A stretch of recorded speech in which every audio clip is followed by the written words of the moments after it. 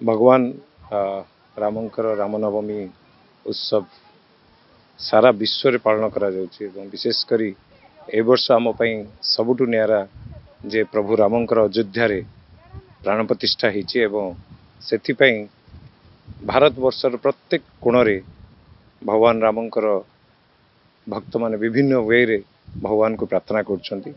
एवं आमे आमर बालुका चित्रकला माध्यम रे प्रभुंकर ए विराट बड़ बालुका चित्रकला तैयारी करछु जहा 20 फुट रु ऊर्ध्व हेबो एवं प्राय 12 टन बाली लगी स्कल्पचर्स क्रिएट करा पई आमे भगवान रामंकर जेते आज पर्यंत स्कल्पचर करछु एटा सबुठु बड़ स्कल्पचर भगवान रामंकर एवं प्रभु को पाखे प्रार्थना करछु